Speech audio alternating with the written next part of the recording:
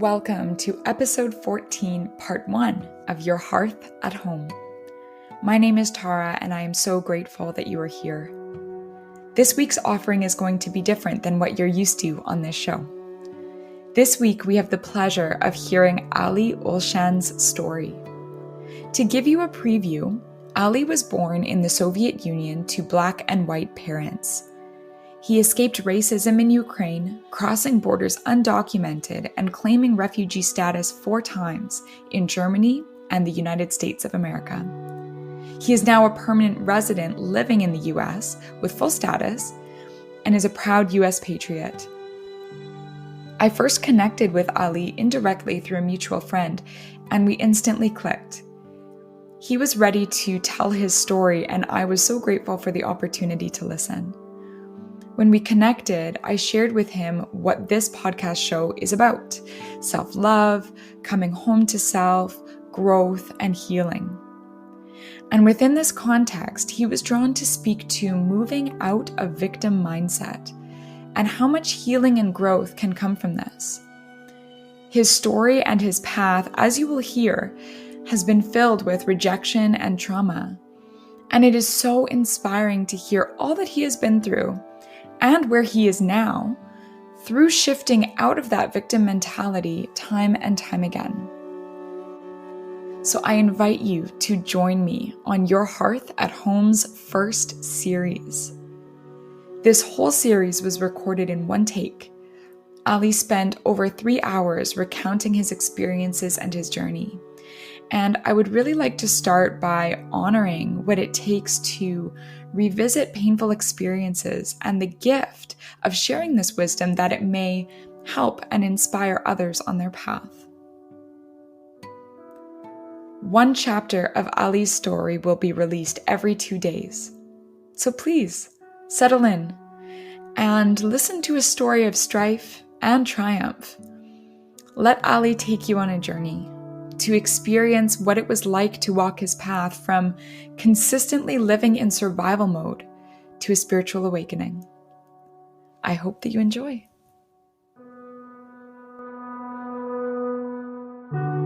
Welcome back to Your Hearth at Home. I am so extremely grateful to be here with Ali Olshan today. He is someone who I connected with, who just came into my sphere, and I'm so very grateful to be able to share this space with you. Thank you for being here today. Thank you for having me. Thank you.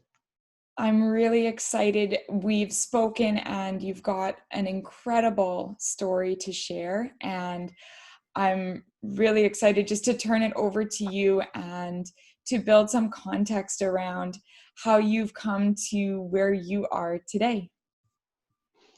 Yes, absolutely. Well, it's been a rough but humbling life journey, and it still is. And God, like when you are constantly in the moment, you forget to reflect on the past. So I'm very thankful for you to enabling this opportunity to go back and dive into the past, which has been very turbulent and painful, but also there is a lot of positives that take out of it. So I was born in Kiev, Ukraine, to a father from Tanzania, and my mother is from Ropcha, which is in Siberia. My father was one of the first Africans, part of the first Africans who came to study to Ukraine, specifically in Soviet Union, in late 70s. And my mom, that's a separate story, but she was born in camps, in Gulag camps in Siberia. And eventually her parents were able to escape her from there. One of her parents died, and then another died, and then she was adopted eventually.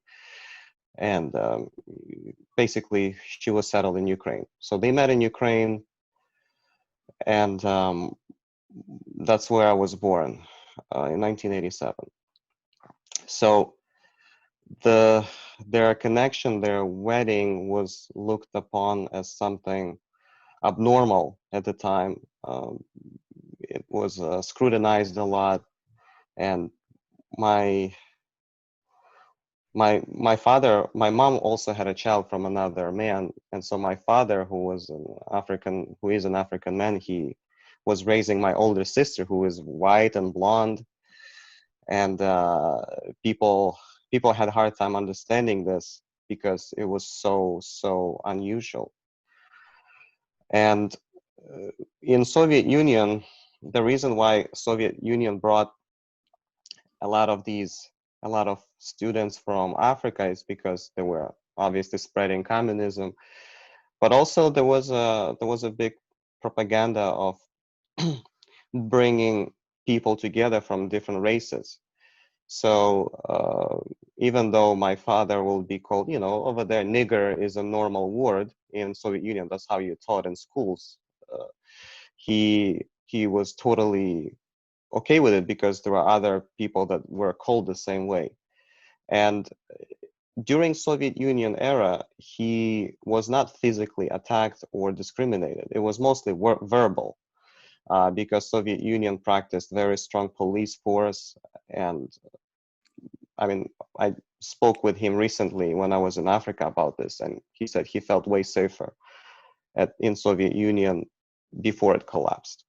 When it collapsed, it just turmoil. And this is when I was born. I was born 1987, and in 1991, Soviet Union completely collapsed, and that you can feel there was a shift. There was a shift in political structure. There was also a shift in just whole geopolitics of Soviet Union, where all of the sudden everything became privatized and divided. It gave place to a lot of nationalistic organizations, neo-Nazis organizations, and all of the sudden we started having skinheads. Um, I have not experienced any skinheads until I was 8, 9 years old. So we're talking about 1995, 1996. It was shaping after the Soviet Union collapsed. But in 1995, so my father, one of the biggest incidents is that starting 1990s, there were way more attacks on Africans for the base of their skin, race. There were thought that it was there was a assumption that they had money or anything else. So they were attacked. One of my father's friends from Ethiopia actually died in the metro subway station. Uh, Basically told, get out of the country, you are filthy, this. So all of a sudden, there was a lot of this negativity that just came. Maybe it piled up. Also, the country was in crisis, so the poverty hit.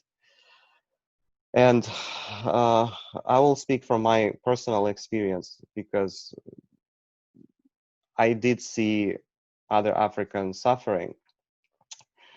When I when my father in 1995, when I was 8 years old, my father was attacked heavily by skinheads when coming back from conference. So he was still studying. He was doing PhD in. He had to finish his PhD in engineering. And one of the nights he was heavily attacked and robbed right in front of my mom's eyes. And there was a gas pistol involved. They they put some cover up and they shot him. He was able to get away. It was just gas to sort of neutralize him, not kill him, just neutralize him. But it's something that I did not see. I was on this side of the apartment. There is a door and he was right there. He was yelling, screaming. We called ambulance afterwards, and ambulance really didn't do much. They were afraid themselves because the country was ruled by mafia at the time. So this is when my father developed major anxiety and post-traumatic stress, and he said he has to go to Africa. He has to flee. Also, his mother was not feeling well, which she later passed away. So he fled, and I stayed with my mother. It's just my mother, me, and my older sister. My older sister was already married, so it was just me and my mother. And my father promised me that he will take me to Africa, go to school, but we lost connection with him. We were only uh, at the time, 1995, communication was just not working. uh, there was no Skype, there was no means of communicate. We were had to go to the payphone, pay crazy amounts of dollars. And I mean, I'm not coming from a rich family. We were like lower middle class, I would say, just barely surviving. And there was this fear, because my father did not want me to go to school, because he knew what will happen, that I will be offended in school. And my mom said she could not wait, because we lost contact. All we know that Tanzania, there was some civil war going on in Rwanda, and the country was in poverty. The Tanzania in the late 90s was in complete poverty. They didn't have consistent electricity, and we didn't even know what happened, where he went. So my mom brought me to school, and the first day in the school, I was poked at. I was, like there was this joke that I will never forget. It says in Russian, it's Russian, ты хуёво покрашен, which means Russian, you are painted they painted you very badly, like very fucking badly. They painted you to be looking like Russian. And so that was stuck in my head.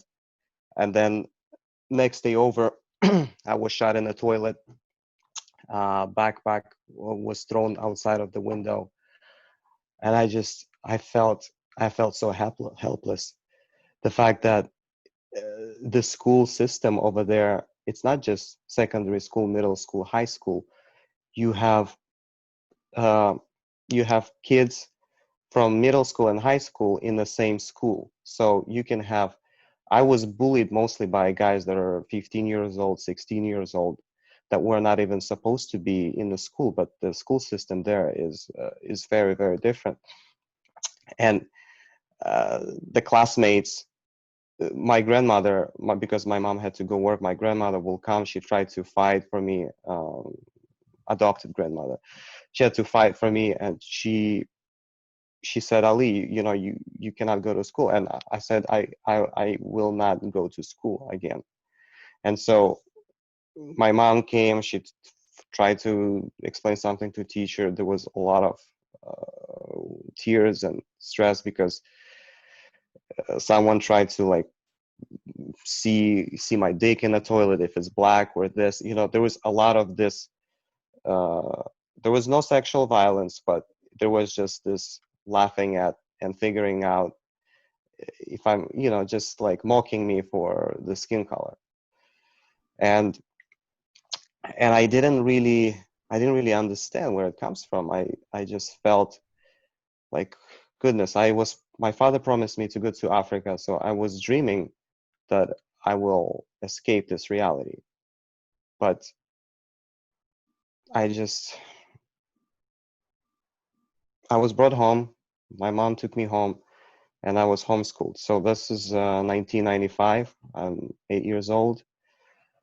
Occasionally, she will try to see if I can go back to school, because we could not afford homeschooling, and there was no homeschooling system in place. So, I mean, she will read me things, but then she says, Ali, we don't have it. I don't know. I can try teaching you. You can read books. And we had some private tutor come in, and my older sister was helping with that financially. But then next year, mom said, no, we have to put you back to school. It's just, we cannot afford it. So she puts me back to school, and I was going through the same thing. Uh, just a little bit more physical this time, just saying, oh, why did I come back? Like, am I trying to revenge and this? And I just tried to go to school. So I came back home in tears. I said, I'm not going to go to school. So at my secondary school education was pretty much non-existent. I tried to study home. The only thing I had motivation to study was English language, because my father told me it's important to study English. We were once a German colony, we were an English colony. So that sort of stuck in my mind, and I remember I was reading Scrooge McDuck. I don't know how they smuggled it to Ukraine back then, but I had Scrooge McDuck thing, not books, but just like journals, magazines, and then Donald Duck. And I had this sort of vision that eventually I'll get out of this reality, but I didn't know how. So this was my childhood, and where I grew up in the neighborhood in Ukraine. Thankfully, I had some friends that were understanding what it is to be like me, and they were more so friendly. If I will go outside of the neighborhood, my mom will not let me be outside of the vicinity much, especially when I was young. So this is my early stages. And then when I in 2000 in year 2000 in year 2001, there was few attacks on me that I sent you on email in a refugee case. It's kind of hard to me to go back in each of one of them, but after one of the incidents when I was attacked with a metal rod by skinheads, this was year 2000, late 2000, 2001. My mom said we have to find a way out because I was bleeding. I mean, I still have like my arm cracks here, so it's something that cannot be fixed. It always has this crack because it was dislocated. And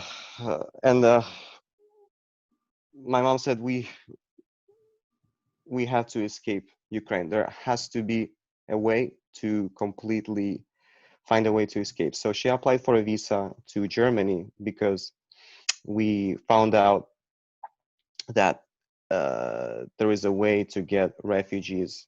There is a way to. Mama had a friend who applied for political asylum in Germany. So she said, this will be the way out, and your son will be able to go to school. So she applied for a visa. She got rejected. She got rejected because, immigration sees that a woman, and I also have younger sister. My younger sister was born 1995, so she was mostly home. My mom didn't want her to experience none of this, so she was put home.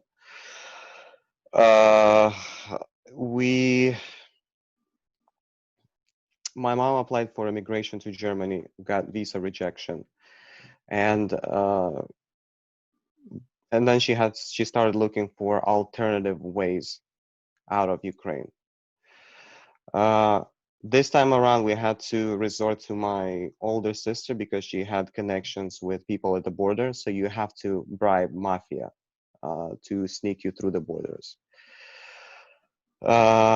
So there was an organized van that will take us to the border, and then we will have to go and change. I was how old I was 2001. I was 13 years old, and my younger sister was around 6 years old.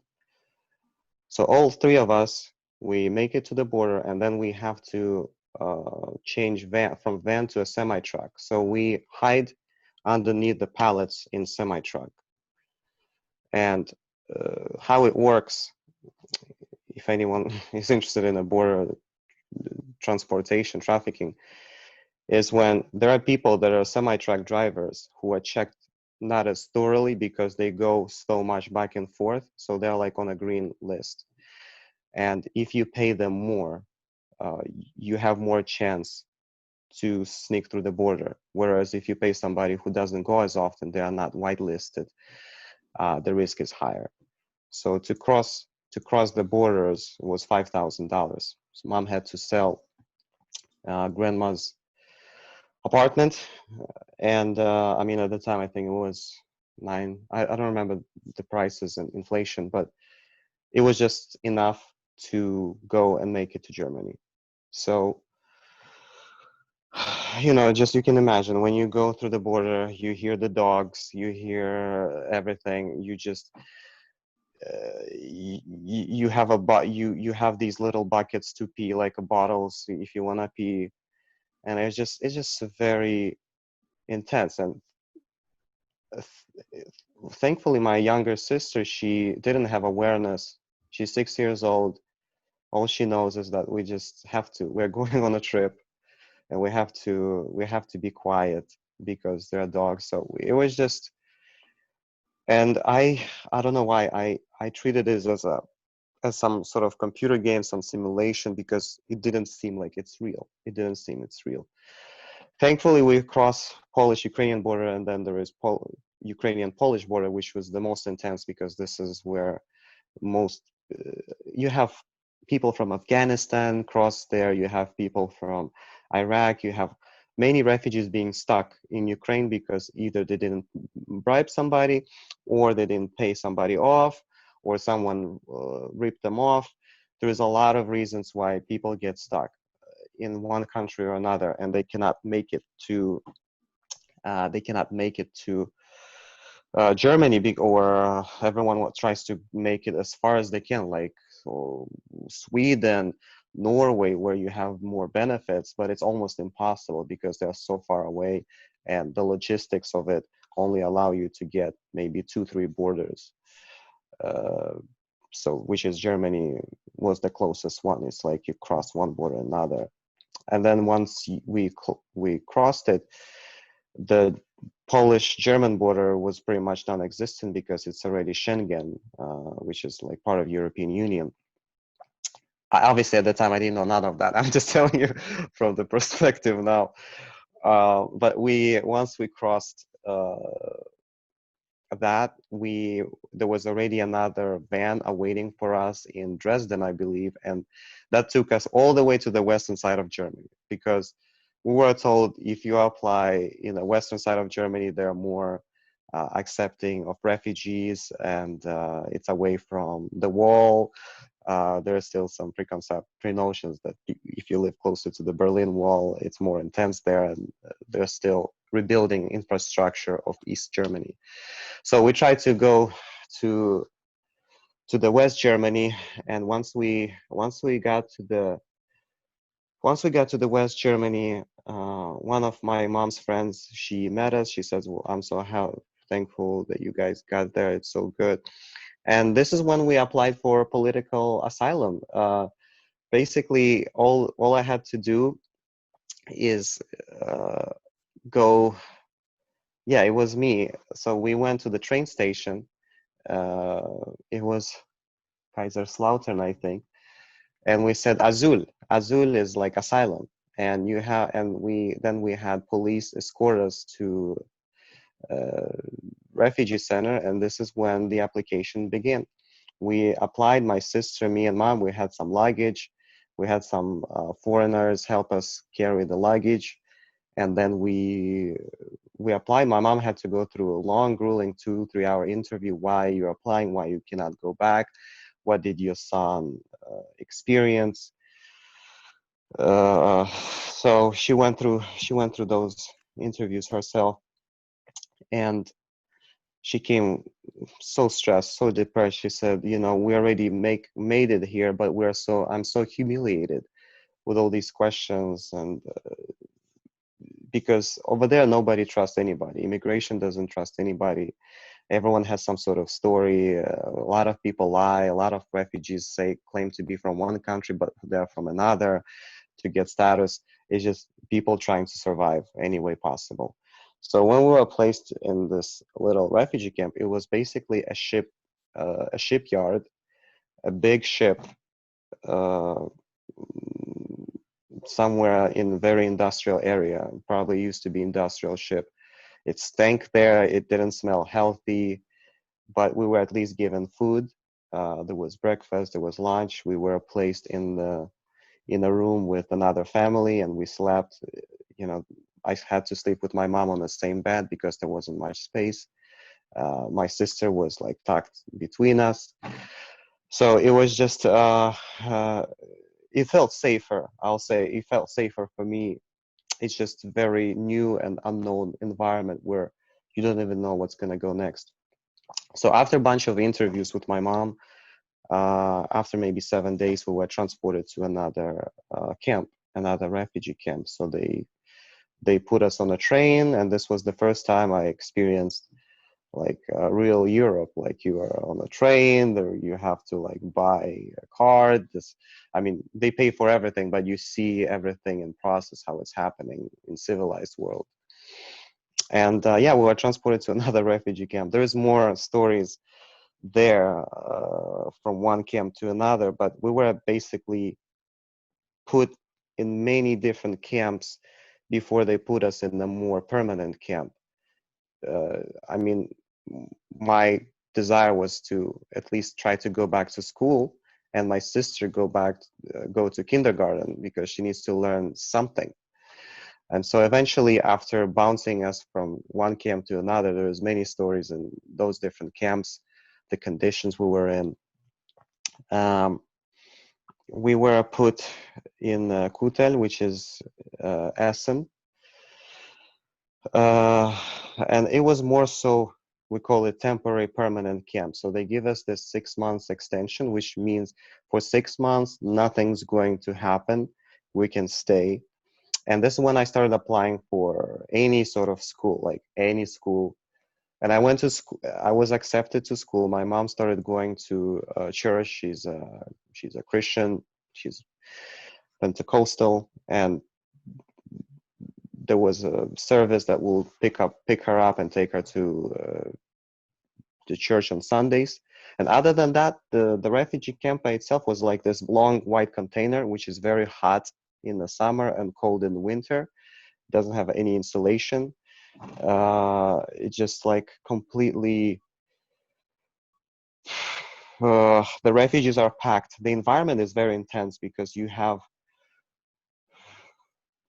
we had 4 showers, and we four showers for about 400 or 500 people, and you have 4 or 3 bathrooms. Yeah, four toilets, and that was all shared, and it was all like dirty and stinky, and people had to sometimes fight over showers because you have refugee from Afghanistan and another refugee from Albania, and they're just escaping a war, and you see the fights, you see like physical misunderstandings of languages, you see violence, and you're like, I experienced violence myself before that, and now I see violence. Thankfully, my younger sister didn't have to. My younger sister was mostly home. I had to go to grocery stores, I had to go do things. I picked up German very quick, so I could talk with refugee center, uh, they call Hausmeister, the guy who's in charge of refugee camp. So I was doing all the communications for my mom if there was some misunderstandings. And then the kids, you have family like Albanian families that over there, they have like 9 kids. So these kids running around, they escaped the war and they try to challenge you. So I had to fight there with those kids because something didn't click, or they didn't understand me, or they just didn't like the way I look. I had no idea what they were saying in Albanian. I don't know if this is racism or not, but I didn't even know what it was about. It was just about dominance, who is stronger. So I said, Mom, I need to. So I found a way to register at school myself at the age of 14. I talked to the refugee uh, organizer, the guy who runs the camp. He just gave me a few places. He said, well, not every school accepts refugees. You just have to find a good school. There is like different levels of school. There is gymnasium. So I got accepted in a school that is almost one below gymnasium. They believe that I can pull it off. So the moment I accepted to school, it was such blessing. I felt wow, this is how kids should be. This is how the system, this is how it just should be in reality. You know, like I arrived to the school and I was given this card, the the Schulausweis, which allows me to use the public transportation for free. I am given, I see the kids from different cultures. I see kids from Albania, from Africa, and they're all like working together. They're all learning German. And I was first put in this class that allowed me to study German. So before you go take math or science or anything else, you have to be in this German class for about 3, 4 months, 5 months, depending how quickly you pick up. So that class, I took extended classes. Like I stayed in school from the earliest to the latest. Like I wanted to be there. I wanted to be part of something. And that's when I realized you have to be part of something where you are accepted. Because for the most part, there was a lot of rejection when you grow up. There's just rejection, rejection, rejection, rejection, rejection. And you become old, you become mature very quick, very quick. You feel like you feel like you're aging so quickly with fatigue. And the school gave me this new life, gave me life to study something, gave me opportunity mm, to just open my eyes and see that I can be friendly. Of course, I was distrustful of teacher. I didn't trust anybody because there was I didn't know how to develop any trust issues. There is trust doesn't exist, does not exist. Like uh, the definition of not trusting was engraved, and so I'm going to school, and the teacher, thankfully, the teacher was so educated, Hans Ake, great teacher. He spoke French, German, Russian. He lived in Russia, so he understood where I'm come from, and he was so warm towards me. He was so like, this was one of the first person besides one of the people at the refugee camp who took my mom to church, who was also very nice. uh, this was one of the first people that were very warm and welcoming, just gave me the hope that I'm worthy of something, that I can be studying and accepted. One second, just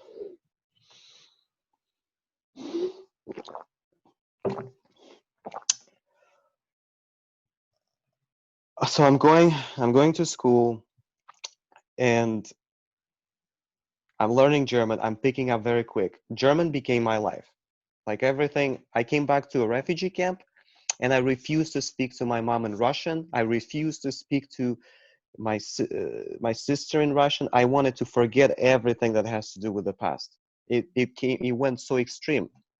I became I probably became racist towards that language because that's where I got the pain from. And I was forcing everybody in the refugee camp that I talked to, because what's interesting, the people that live in the refugee in our refugee camp, you know, my mom's neighbor was a woman from Baghdad, and then there was a bunch of people from Syria. There was a woman from Senegal and many other countries, and they developed their own version of German. Like they will say, you know, kaf, like how are you, which is Arabic, and then they will say habari or something. You know, it's just they will mix a lot of different languages uh, together, and they will not be a proper German. So when I came, that made me mad because I'm like, you know, you're in Germany, you have to find a way to integrate. But that's my picture because I was going to school and they don't have anywhere to go. The refugees over there, who else gonna talk to them? They are stuck in the camp.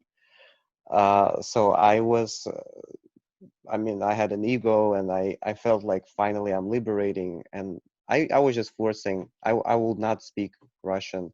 I'll just speak German and say, if you want to talk to me, that's all you have to do.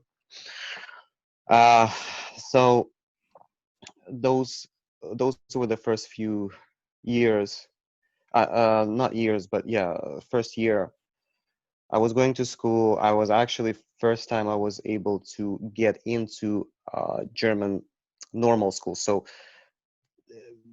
I was able to graduate the German classes and go and take subjects like math and everything else, physics.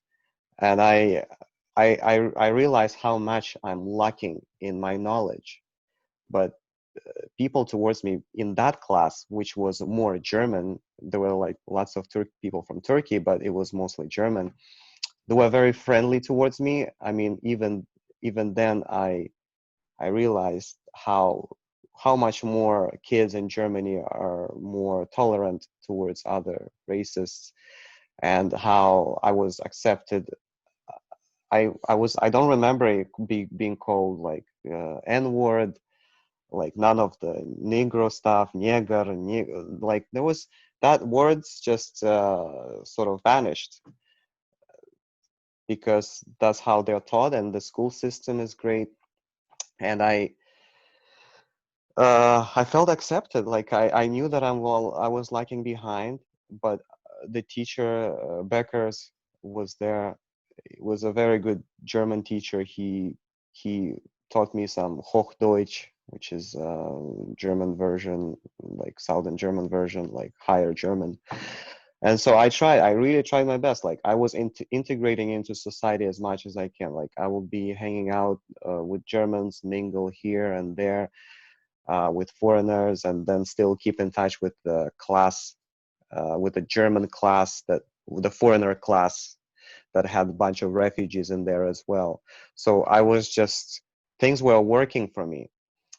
But then what was not working is that the German immigration started decreasing our extension. So they were giving 6 months visa, and then another 6 months, and then they gave 3 months. And then there is this thing called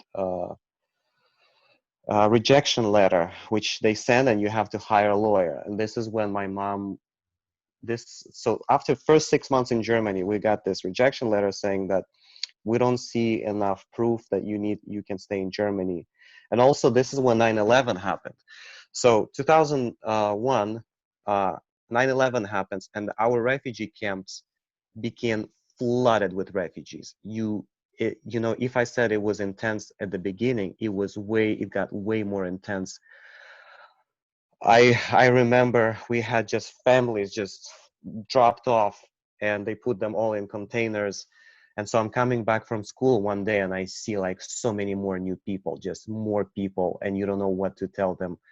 And I was already speaking German, so I started helping, especially Africans, because I spoke English as well. And those Africans that spoke English, I'll help them to go get grocery stores, like even put a penny in a cart so that they can get a cart. So there are a lot of these nuances. So I became just so involved into their lives. I mean, I started skipping school. The school didn't like the fact that they sent letters to my mom. My mom doesn't know how to read these letters. They're like, Ali, just go to school, do whatever you can. And then so some of the refugees needed me to help translate them, take them all the way to the city center to get their paperwork done. So I was just so involved. And then on top of this, getting groceries for her mom, because she was in so distress. There was a lot of alcohol there where she was. There were some other refugees. They started drinking because the reality was so sad. And then one time I got caught in the grocery store. The policeman actually caught me, and he said, "You should be in school." He said, "You should go to school. Like they have their lives." And then the school received a notice from one of the security in a store that I'm not in school. So it was a shame for me, and I said, "I'm sorry. I was just lost." So I resumed the school. I kept my focus on the school, but I was still stressed at the fact that my mom had to hire a lawyer. So all the social money that we were getting from the system, which was at the time. So at the time, the German Deutschmark changed to euro. So the whole European Union started adopting euros. And my mom had to pay about 200 to 300 euros a month to a lawyer just to extend our stay, because there were so many refugees, and they didn't see a case of racism in Ukraine. They're like, we don't see it, because in Ukraine it was silenced. The Ukrainian media, they were trying to little by little make moves towards Europe, and they had to silence everything, newspapers, there was nothing. And they said, well, when my mom went back to the immigration office, they said, we have people from Afghanistan, we have people from Iraq, they escaping war. What is it? You have a war in Ukraine? That doesn't mean anything. So visa got reduced month to month, like, and then it got to the point she had to go every 2 weeks. She had to go and renew it.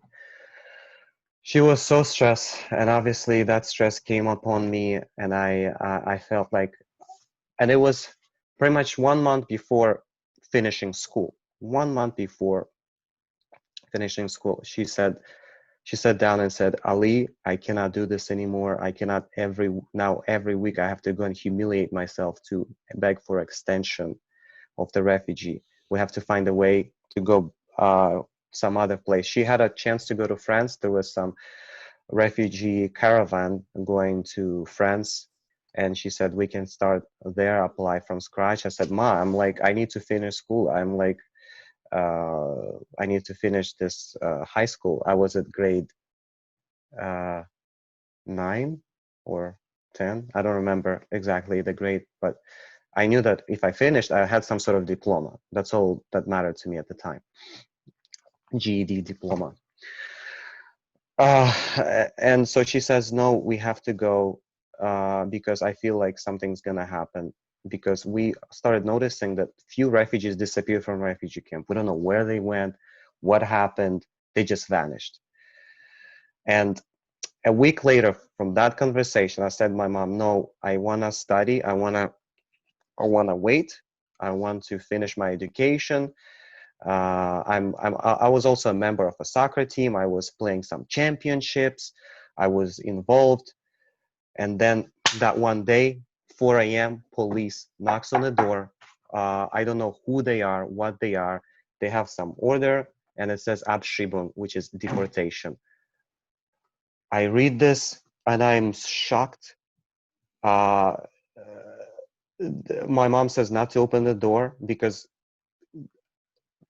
I try to open the door. I hear Abschiebung, Polizei, and she says, run. I try to run, but we had a window, and they were already by the window, and I'm like, okay, I'm trapped. We're trapped. So we had to open the door. We're opening the door. He says an order. This is order from immigration. You are no longer refugee here. We're deporting you. You're illegal. And this is despite the fact that the lawyer promised that all these weekly visas are okay, everything. It was all scam from attorneys. There was a separate topic where attorney wanted to sleep with my mother. I'm not gonna go there, but the system is so filthy, and it took advantage of my mother at the time. I mean, it just, so the policemen take over our little 2 rooms. We had 2 rooms, giving us 15 minutes to pack. My mom doesn't know where things is. She's completely lost. She is such bewilderment, and I'm not understanding. And my sister there, she's already 8 years old. She yells to me in German. It's like, Ali, what's happening? I said, and I feel the guilt. I feel like it's me.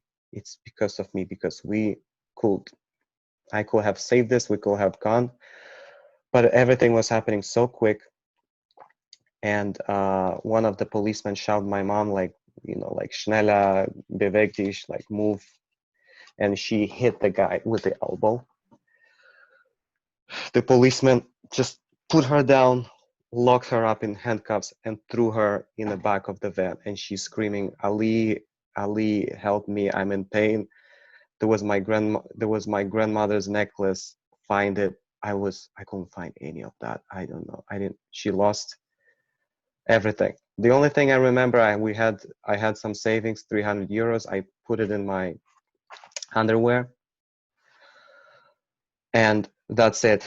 All clothes, everything, whatever I could put, was put in a backpack, and then we were put in the back of the van. my sister, it was just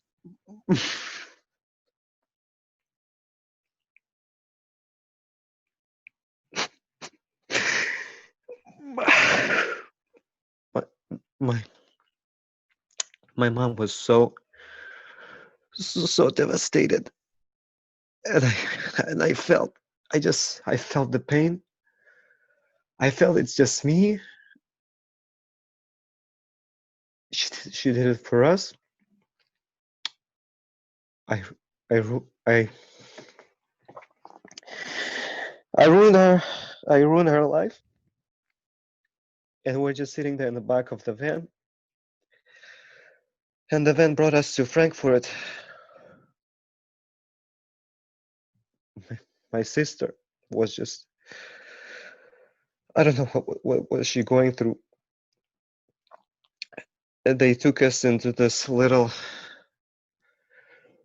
detention camp, like where they put the refugees that violated something, like criminals. Like we were criminals. We didn't do anything.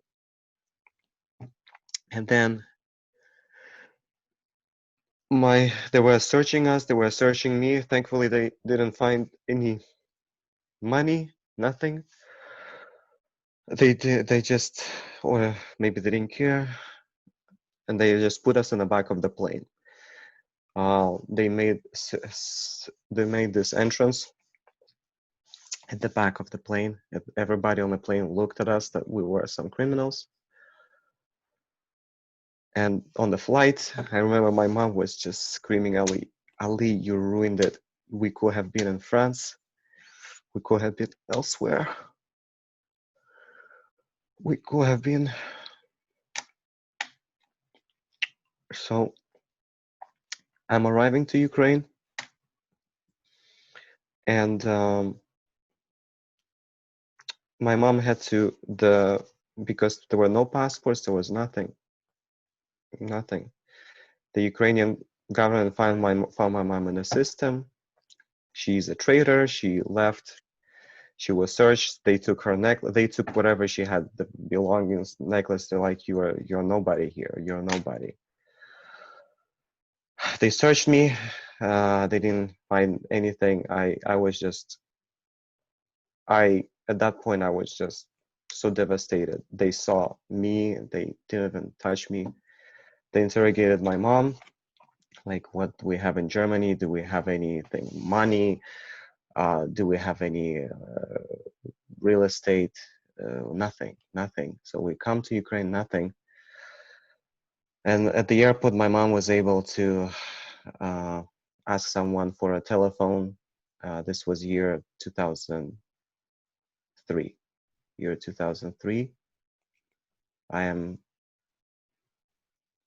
15 years old. My sister is 8. And my mom is in her 40s. She calls my sister. My sister is in shock. She's like, wow, are you in Ukraine?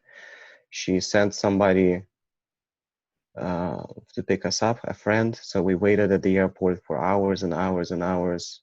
And then our friend picked up and brought us back home, brought us back to the apartment that my mother, we still had an apartment. Someone else was just living there, my sister's friends. So we had to co-live with them for a little bit. And it felt like nightmare. It didn't feel real. that moment was the most, in my mom's life, I know it was the most devastating. So we come home, we settle in, and every day I tried to stay calm, but every day I felt the guilt because it was intense. Mom was paralyzed. We started having neighbors that came to us and bring alcohol to mom, so we started drinking. That caused more violence at home. All violence was just inflicted upon me. And I felt there's got to be a way.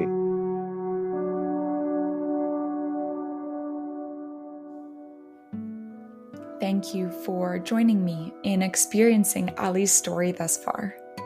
Please make sure that you find him on social media now and send him all kinds of love. His links are in the show notes.